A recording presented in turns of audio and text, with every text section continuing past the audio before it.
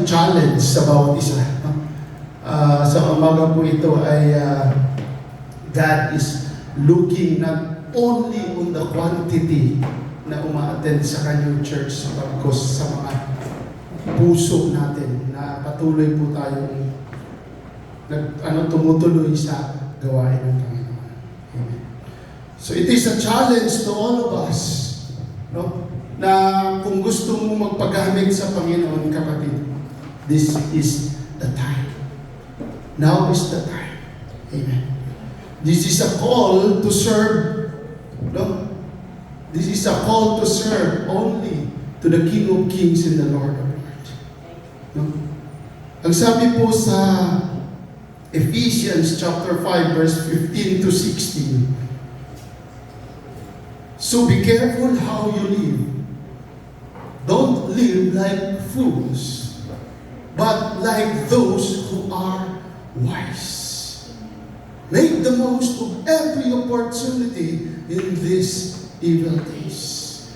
Nakikita naman po natin mga kapatid na sa ngayong panahon, medyo magulo na po talaga ang mundo. That's why He is telling us to be careful sa ating paglakad dito sa mundo. Kung paano tayo namumuhay, kung paano tayo tumataas sa ating mga landasin sa atin. So we should be walk like wise. Kasi nakikita po natin, kabila-kabila, magulo na po.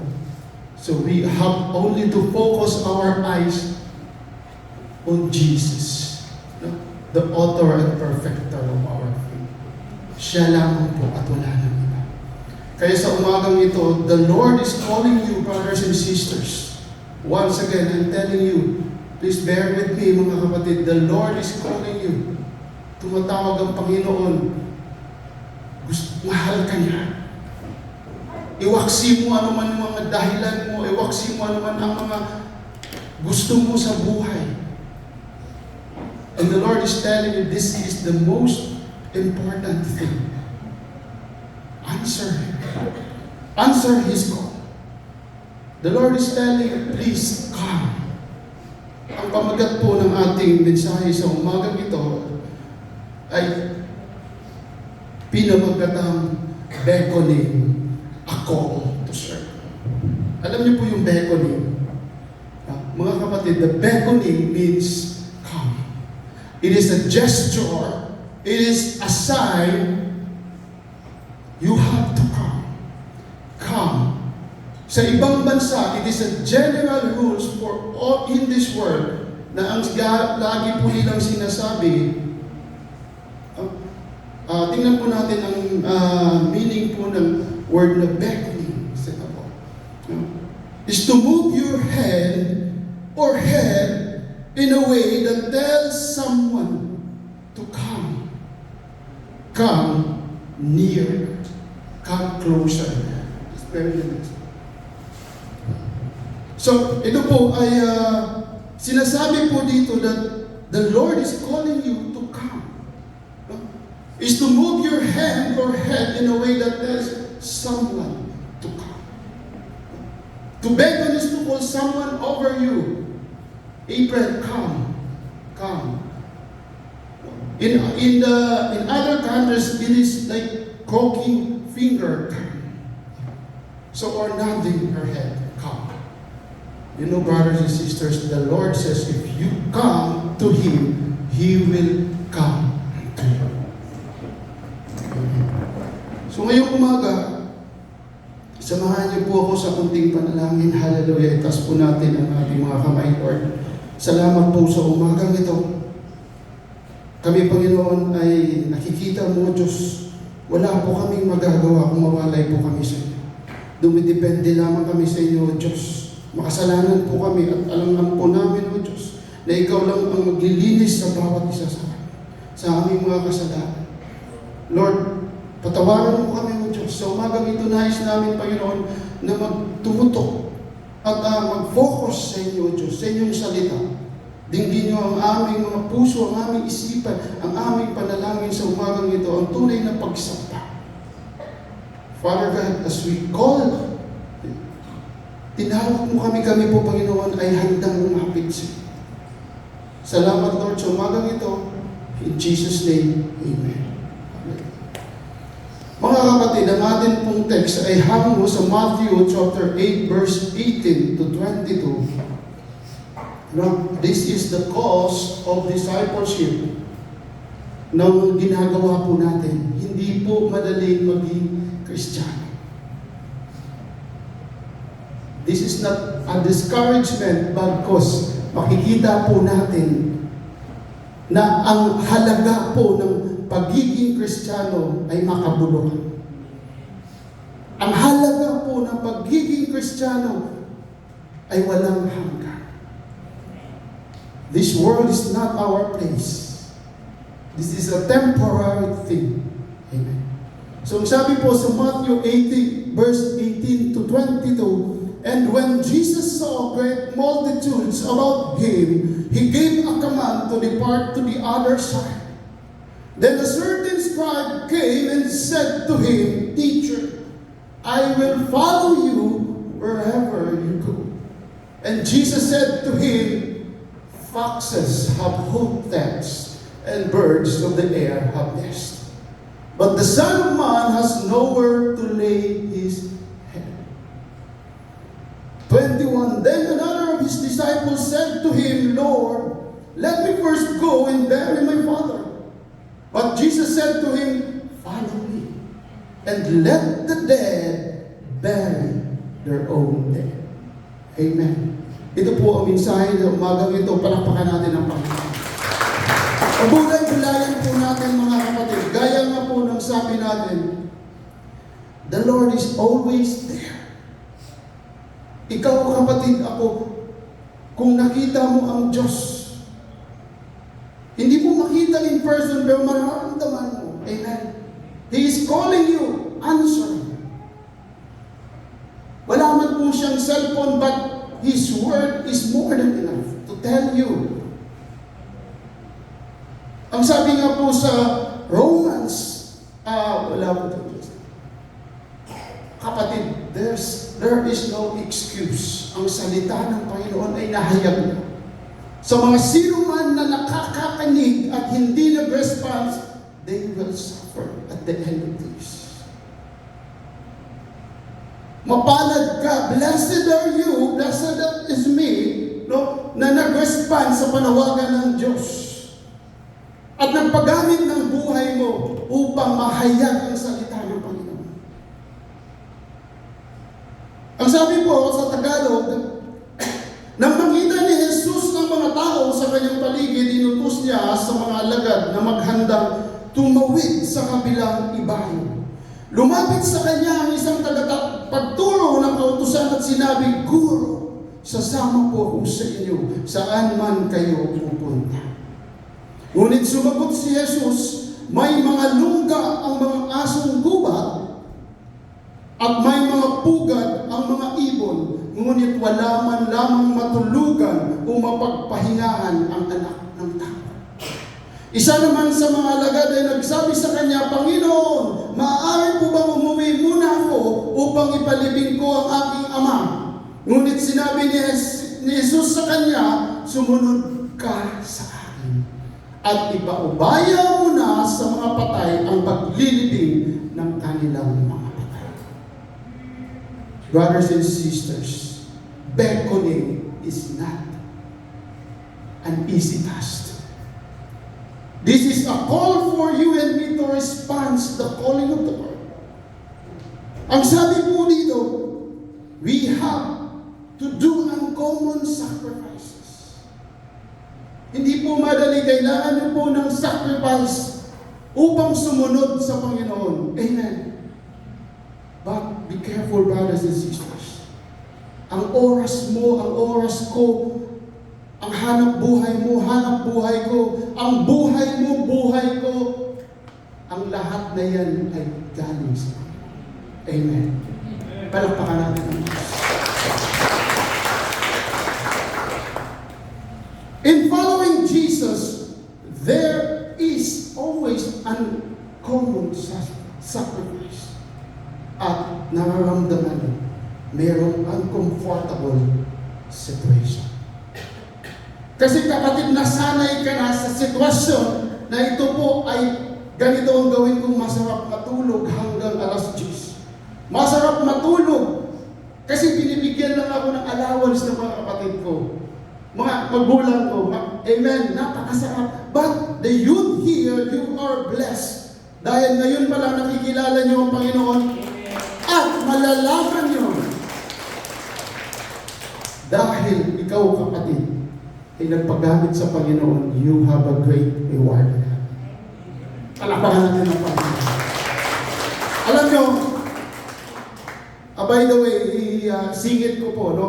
Ang aming Bible study. At the men's Bible study, kung sino po ang available po dyan, we have men's Bible study. Advance ko na lang po ito. No? Every Saturday, 5:30 to 7. Ito po ay usapang lalaki, usapang tatay, usapang, come on, mayroon pong tagay at pulutan. Sorry to say, ang tinatagay po namin ay kape at ang amin pong pulutan ay salita ng Diyos. Amen! Kalapakan po natin ang Panginoon. Mga katatayan, you are welcome. Imbitahin po natin si tatay, si tatay. Kung sino man po ang may mga anak katatayan, you are welcome. Ang sarap po ng aming pag-uusapan. Kaya ko po binanggit dahil po itong si Tatay Joe, the Lord is pleased on you. Hindi lang po sa iba, only because ang testimony niya, hello, tatawagin ko po si Tatay Joe, pwede na ba mag-testimony? Hallelujah, palakpakan po namin. Come on, Tatay Joe, hallelujah. Gusto mo bang ipahayag ang kabutihan ng Diyos? Come on. Sa edad niya na 67, ang sabi po niya na sayang lamang po ang mga araw na kanyang ginugol. Sa ngayon po, hallelujah. Palakpakan po natin si Tatay.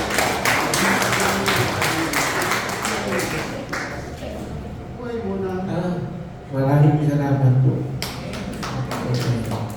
Ang mga kabutihan ng Diyos na nagbago sa aking buhay, kagaya ng hirap ako sa buhay, maraming dinarating ng sakit. Napunta po, naging member po ako ng Bride of Christ. Nagpapasalamat ako ang aking mga sakit gumagaling.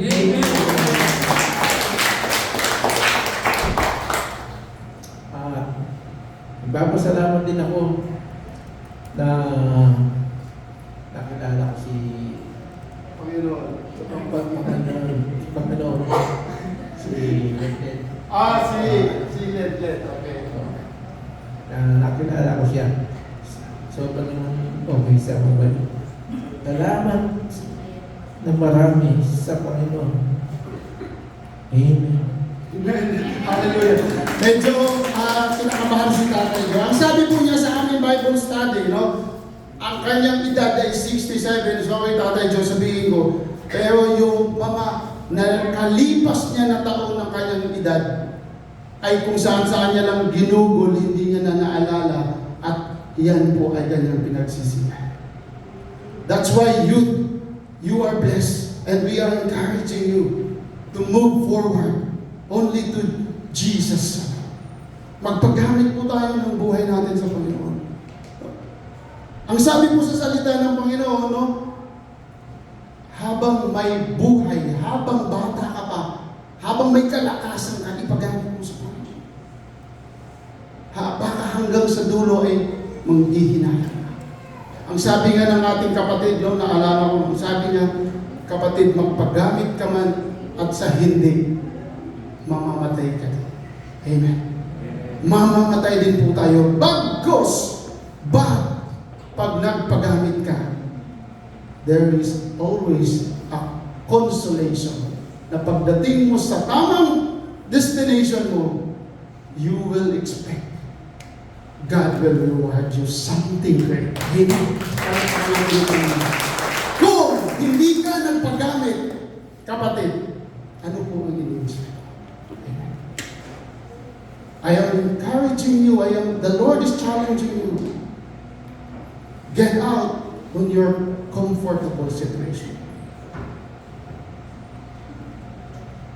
Paano, sabihin mo, kapatid, hindi lamang po dito sa church, sa mga katrabaho mo, sa mga kasama mo, share the good news of God. Amen. Sabi po dito, no? Ang sabi po, nung sinabi ng isang scribe o translate no, ng salita, clerk, ang sabi po sa Panginoong Jesus, Jesus, sasama po ako.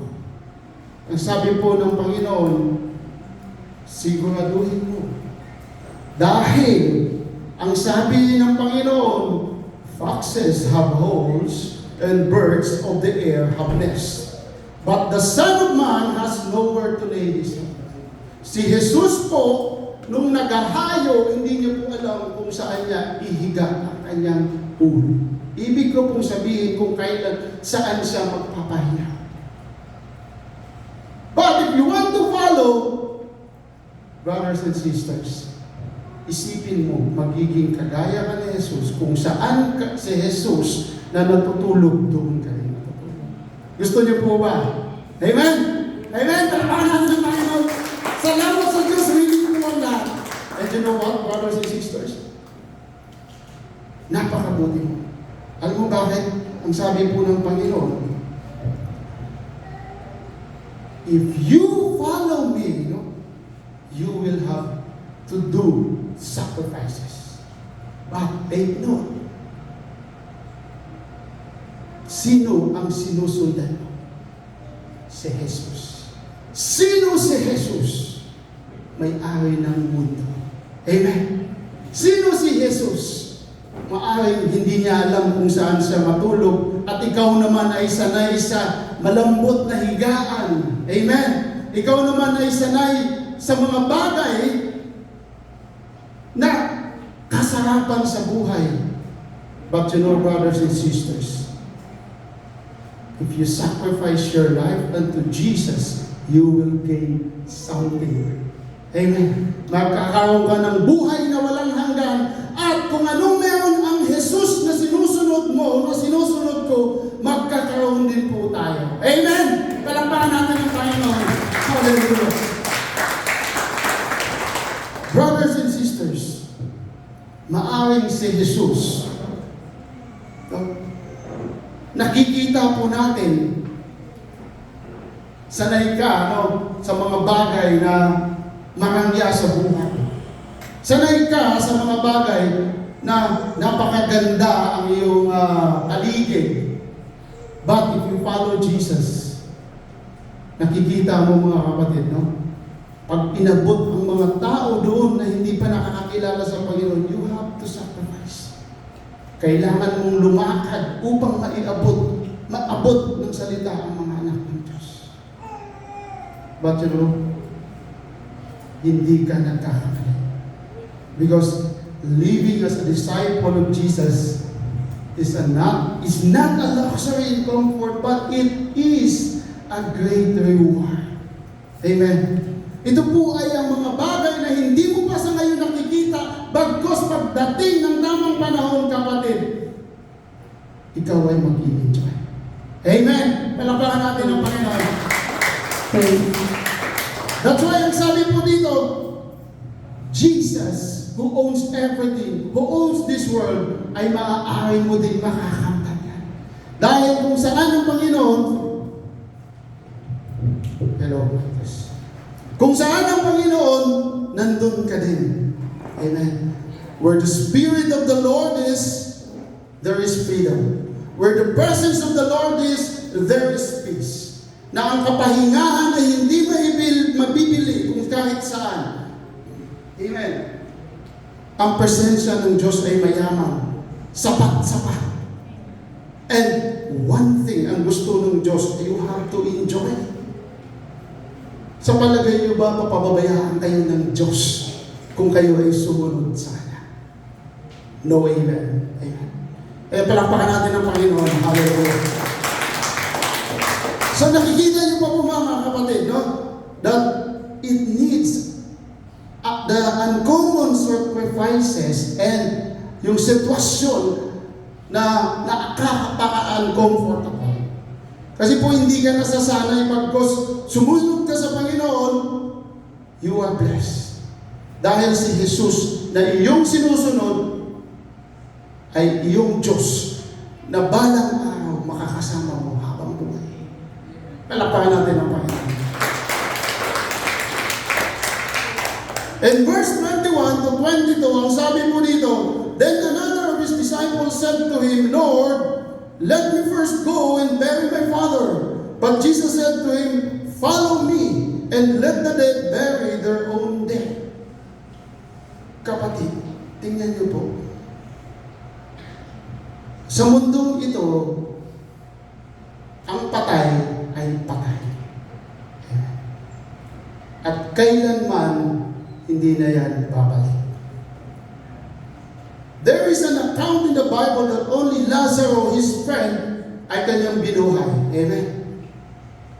And also his account, Jesus, ay siya din nabuhay.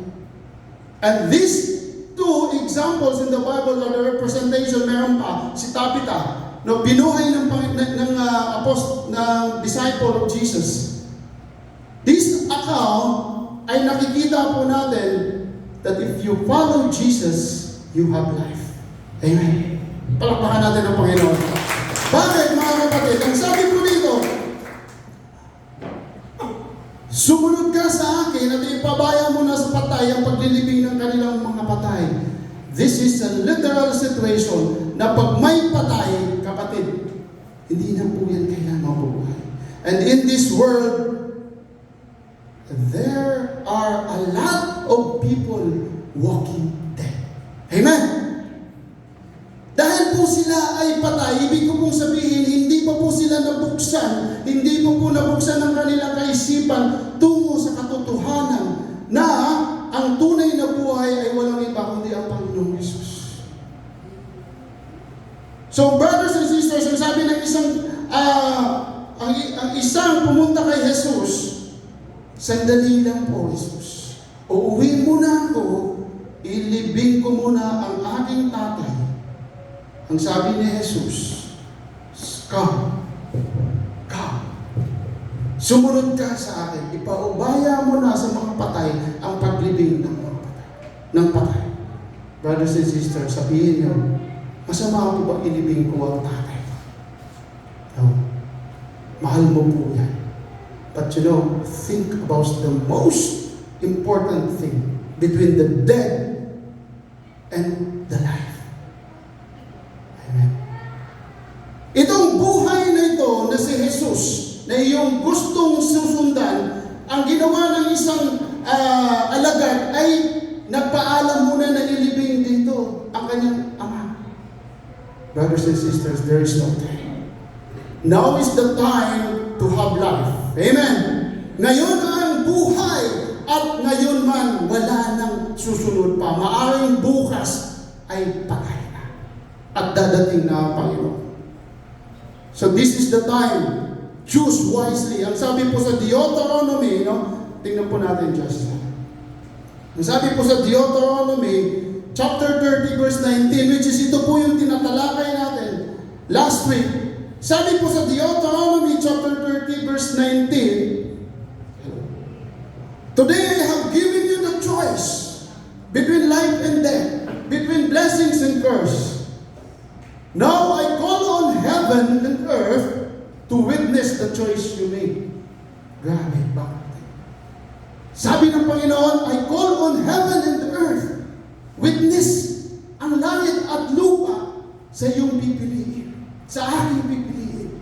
Ang sabi po ng salita ng Panginoon, oh, that you would choose life. Palakpakan natin ang Panginoon. Dahil, so that you and your descendants might live. Bakit mga kapatid? Para ang iyong mga susunod na henerasyon, mga anak mo, mga apo mo, ay magkakaroon ng buhay. And verse 20, napakaganda. You can make this choice by loving the Lord, your God. Obeying Him and committing yourself firmly to Him. And this is the key to your life. Wala nang iba. Only Jesus. Jesus ang buhay, ang daan at ang katotohanan. Amen. This is the key to your life, and you love and obey the Lord. You will live long in the land of the Lord, swore to give your sisters, Abraham, Isaac, and Jacob. As we have said and we have known, last preachings po natin, Jesus is the only life. Pag sumunod ka, kahit paluray-luray ka, kahit mukha kang patay, meron po ba? Ibig sabihin, kahit mukha kang tulog, amen? Mukha kang tulog, mabubuhay ka. Bakit? Dahil itong si Jesus na iyong sinundan, nasusundan, ay buhay. Palakpakan natin ang Panginoon, ang mga buhay dyan. Hallelujah, tumalakpak. Praise God. Ang sabi po dito, tingnan po natin ang meaning ng buhay. Life means fullness. No? Means fullness of life. Vitality to breathe. Blessed, full of vigor, strong, active, and not dead. Tingnan niyo po yung buhay na sinasabi po natin, hindi po patay. Kaya tayo mga anak ng Diyos na nagkaroon ng buhay kailanman, huwag mong piliting maging patay. Kasi binigyan ka na ng buhay ng Panginoon, nasa iyo na at nasa akin, tayo'y buhay na buhay. Amen! Palakpakan natin ng Panginoon. Ang sabi po dito, no? Sabi ng isang alagad ng Panginoon, follow me, sabi po ni Jesus, and let the dead bury their own dead. Sabi po natin, in this world, di ba? Parang nakikita mong mga tao sa paligid mo, mga kapatid. Sorry. That's why this is a call for you and me to share the good news. So that yung palibot mo na mukhang patay, sorry. Kasi po, hindi po nakakakilala sa tunay na Panginoon. Amen. Masiran mo ng gospel, they should have life.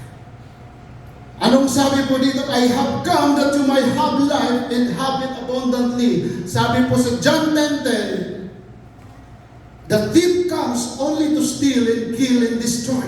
I have come that they may have life and have it to the full. Ang buhay na binigay ng Panginoon ay sobra-sobra. Biyaya. Umaapaw.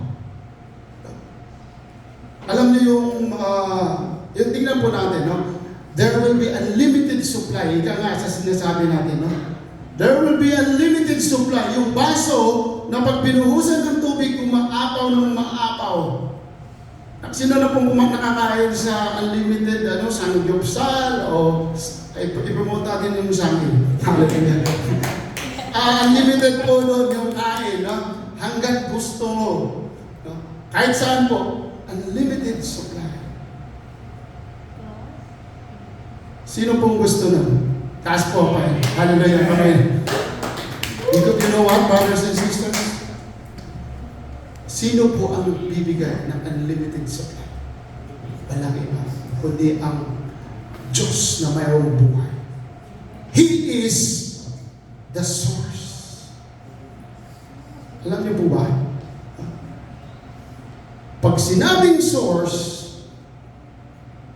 nakikita niyo po ba mga kapatid yung source? I tell you, hindi po yung trabaho. I tell you, hindi po yung mga mahal mo sa buhay.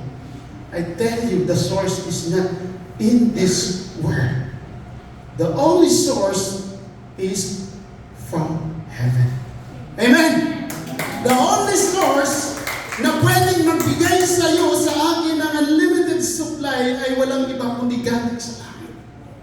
That's why the prayer is our Father who art in heaven. Ama namin nasa langit. Siya ang nagbibigay. Hallowed be thy name. Purihin na yung pangalan. Dahil hindi mo kami ginutom, hindi mo kami pinapabayaan. And in this earth, since natanggap mo na ang Panginoon, mayroon kang unlimited supply, kapatid, you yourself is the resource. Amen? Ikaw ay resource. Resources. Alam niyo po yung tubig na to, wala po akong example. Sorry. Kung mayroon po akong bote ng tubig, at mayroon po isang baso po dito, mayroong baso si Noel, at kayo, bibigyan ko po kayo ng tubig sa inyong baso at sa galing sa akin. But itong tubig na nasa akin ay symbolize ang Diyos. Binigyan ko po kayo tag-isa-isa. Anong meron kayo? Resource. At saan nang galing? Amen? Palakpakan natin ang Panginoon. Kung anong meron ang Diyos, meron ka dahil tinanggap mo ang buhay ng Panginoon, you are the resource. At ano ang dapat mong gawin, kapatid? Ibalik mo sa Diyos ang nangangapat. Magpagamit ka. Magpatuloy ka. Be the resources of the kingdom of God. Dahil kung anong meron ang Diyos, meron ka. Dahil ito yung reward na sumunod ka. Amen? Ito yung reward na hindi ka nag-decline sa panawagan ng Diyos. Amen po ba? Kaya sabi po ng 1:11, no? Sabi po dito, sinabi sa kanya ni Jesus, ako ang muling pagkabuhay at ang buhay. Kahit mamatay ay muling mabubuhay. Ang sino mang sumasampalataya sa akin, kahit mamatay ay muling mabubuhay. At sino mang nabubuhay at sumasampalataya sa akin ay hindi mamamatay kailanman. Because there is an unlimited supply not only in this world, but pagdating sa langit. Kapatid, kasama ng Diyos. Hindi ka nagkamali. Sa ngayon pa lang, you step your foot forward. Nandito ka na, palakpakan mo yung sarili. Maaari natin gagawin, paglabas po natin, ihayo mo yan. Mag-invite ka. Share the good news. Amen. Be the resources of the Lord. Ang sabi po dito, ang sabi po, kung ano man ang pinagdaanan mo sa ngayon, since sumunod ka sa Panginoon, meron po ba dito yung sila Sister Levy? Nandito po ba, Sister Levy? Ang ganda po ng Bible study namin kahapon. So, nakakaranas ka man ng pagsubok, nakakaranas ka man ng anumang bagay, na muntik ka ng umatras. Kapatid mo, anong gawin? Ituloy mo. Ituloy mo yung laban mo. Alam mo, ang sabi po ng salita ng Panginoon in Santiago 1:2-4, mga kapatid, magalak kayo kapag kayo dumaranas ng iba't ibang uri ng pagsubok. Amen. Dapat ninyong malaman na nagiging matatag ang inyong pananampalataya sa pamamagitan ng mga pagsubok. At dapat kayong magpakatatag hanggang wakas upang kayo'y maging ganap at walang magpupulong. Ito po ay para sa iyo at sa akin. Magpakatatag tayo. Kung nakaranas ka man, hindi lang ikaw, hindi lang ako, tinitingnan ni Lord, kung nadapa ka man, ang sabi nga namin sa Bible study namin, kung nadapa ka man, o muntik ka ng madapa, kapatid, bumangon ka. Ang tinitingnan ni Lord ay hindi yung pagkadapa mo, kundi ang pagkabangon mo. Amen! Palakpakan natin. Dahil pag muli kang bumangon ng Panginoon ay nandyan handang tulungan. Hindi ka naman tutulungan, iaangat ka kaya. And what happened to Job sa aming Bible study? He restored all the resources of Job. Maaring ngayon lamang yan. Maaring ngayon lamang yan. Alam niyo, ang Bible study, that's why I encourage you, please. Umutin po tayo ng Bible study. Ito po ay nakakatulong po sa bawat isa sa atin. Amen po ba sa mga Bible studies dyan? And I want to call this is the testimony ng ating kapatid, si Brother Louie. Hallelujah! Ito po kasama namin sa Tatay Bible Study. Alam mo po aming pangalan. Kaya, Brother, i-invite ka namin sa Bible Study, bro. Ha? Pag sino pa po mga tatayan dyan, please come and have a Bible Study. Si Brother Louie, meron po siyang testimony ng kapatid. Ang kabutihan ng Diyos ay hindi mo mapipigilan. Huwag mo pigilan. Praise God, hallelujah.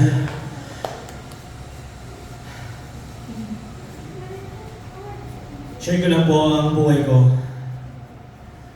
Malaking pagbabago na binigyan ng Diyos sa buhay ko. Kasi that time na lahat nga po tayo makasalanan. Wala na po perfecto eh. Ang Diyos na po yung perfecto. Amen po. Sa dami ng pinagdaanan ko,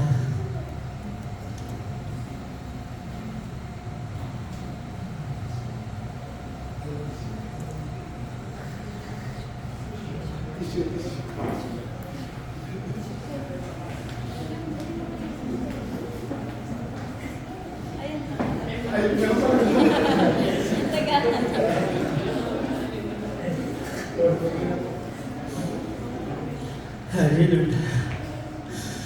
So God,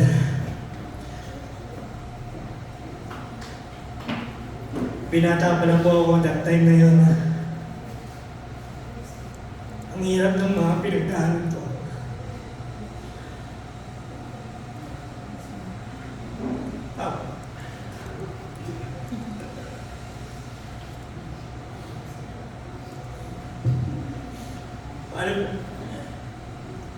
Estudyante pa lang po ako.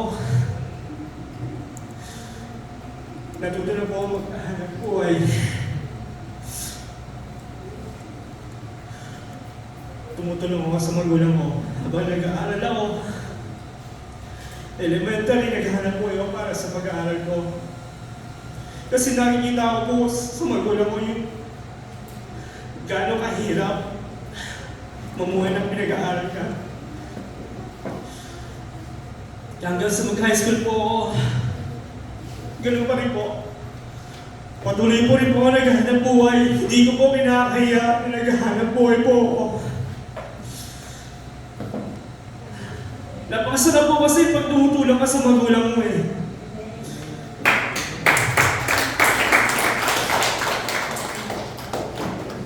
Po, hanggang magkaroon po ako ng sariling pamilya, di pa rin po nakakalimot yung tumulong sa magulang ko. Hanggang ngayon, marami pa rin pinagdadaan ng mga pagsubok, maliit man yan o malaki. Isa lang po yung kalakasan ko na hinuhugutan ko dyan, Diyos lang. Kaya,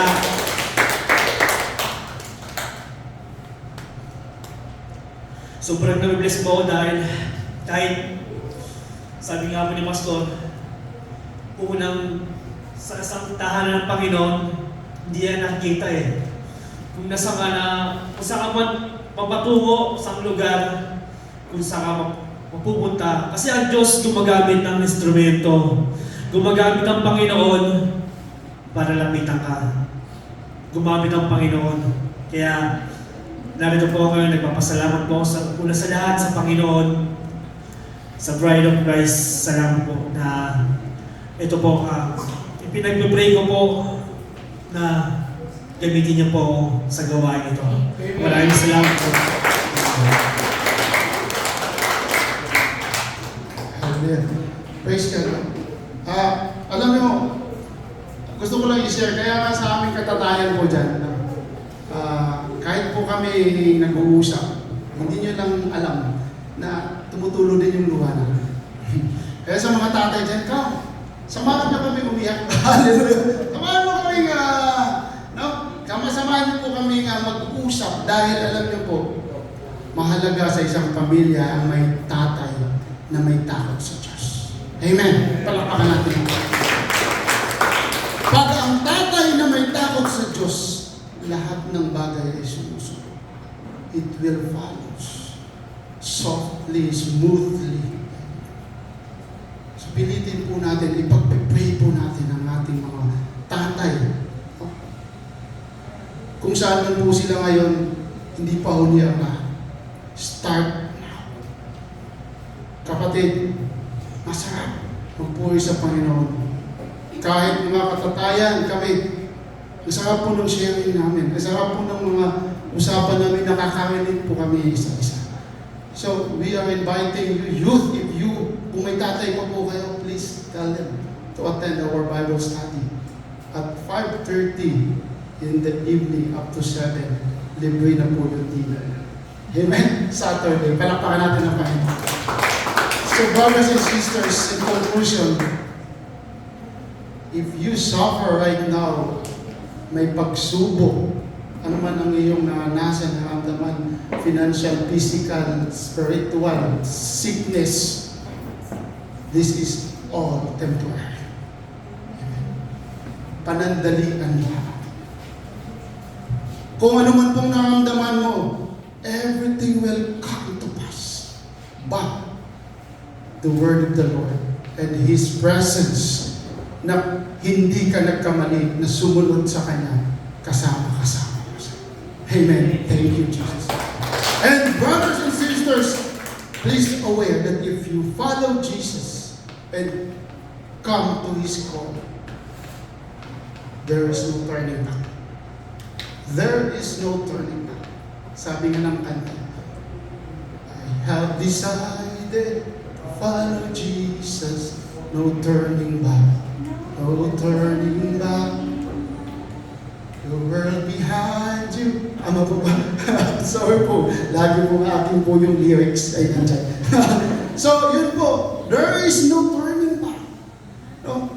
It is always forward. Kasi hindi po madali. Sabi nga ng aming Bible study din doon yesterday sa Old Barrio. Thank you po sa mga Bible study ng Old Barrio. Invite po tayo. Amen. Hallelujah. Praise God. Palakpakan po natin. If you want to follow Jesus, mag-isip ka. Start now. Sa ngayon lang yung mga kapag naramdaman. You know, yung sabi sa Romans chapter 8 verse 18, ito pangako ng Panginoon. Tingnan po. Napakaganda. I was blessed in this word. Sabi po in Romans chapter 8 verse 18, sa mga may pinagdaanan po dyan, ang sabi po dito, for I consider that the sufferings of this present time are not worthy to be compared with the glory which shall be revealed in us. Palakpakan natin ang Panginoon. Ayaw po ito. Hallelujah! Thank you, Jesus. Napakabuti ng Panginoon. Amen? Sa kabila ng pagsubok, sa kabila ng mga hindi na magagandang nangyayari sa buhay, ang kabutihan ng Diyos ay hindi nang mamaliw.